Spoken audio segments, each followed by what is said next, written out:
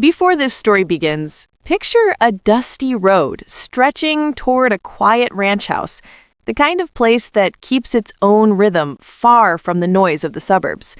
Now, before we dive in, tell me which country you're watching from, and make sure you like and subscribe for more stories. This is the tale of the day a group of fake cops tried to take my ranch for an HOA I didn't even belong to, and how they learned exactly who lived on that land. For nearly 20 years, my ranch sat just outside city limits, surrounded by open space and the kind of silence you could almost taste. It wasn't fancy, but it was mine. I bought it with money I earned through long years of work, and I built it into a peaceful retreat where neighbors respected boundaries and the land kept the noise honest. Everything stayed calm until the day a new HOA expanded its borders, swallowing up a chunk of nearby homes. The homeowners resisted, but the board took over anyway. At the head of it was a woman known for her sharp smile and sharper threats. People called her a Karen with a capital K. She ran the HOA like a small kingdom, and she didn't appreciate that my ranch sat just outside her reach.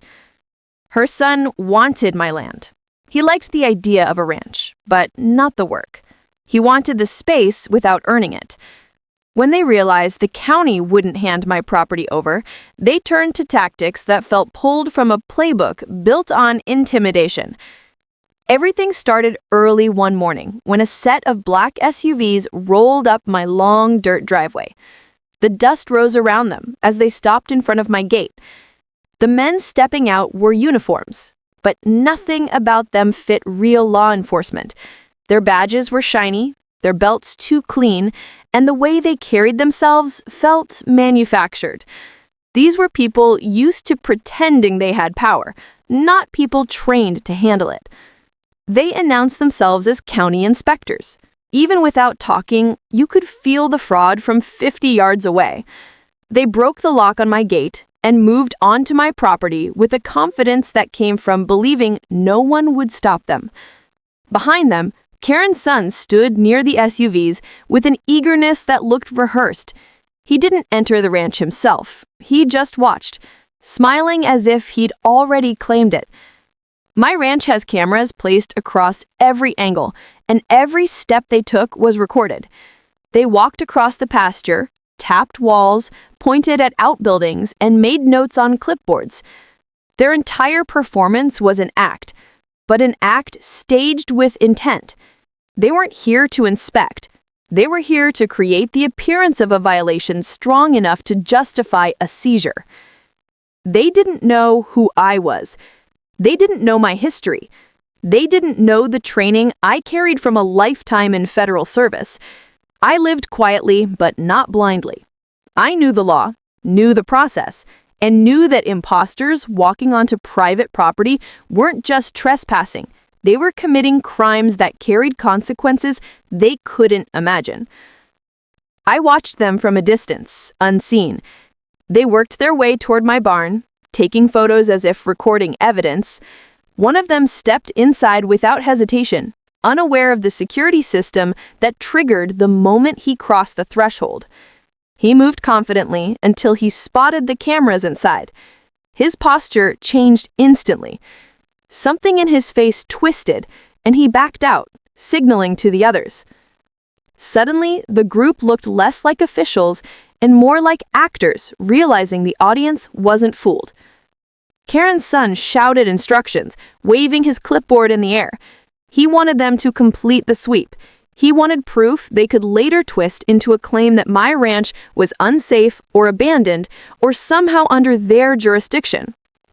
The goal wasn't truth, it was control. They moved toward the house next, and I knew that was the line. The land was one thing, my home was another. They circled the porch and peered through windows. They tried the door. They tried to remove the screen. Their behavior stripped away any illusion. This wasn't an inspection. It was an attempted takeover based on fantasy and entitlement. I stepped out then, not with force, but with presence. The kind of presence that stops a room without raising a voice. The imposters froze. Karen's son stiffened. Everyone on that dirt path realized they had stepped into a place that didn't belong to them and underestimated the person who lived there. They left quickly, too quickly. Fake authority tends to crumble when exposed. They drove off in a cloud of dust, shouting at each other, leaving behind footprints, broken locks, and enough recorded evidence to bury their story 10 times over. But that wasn't the end. Later that afternoon, a formal complaint appeared in my mailbox, hand-delivered by Karen herself. She claimed I refused inspection and that the HOA would consider my ranch abandoned and subject to property reassignment.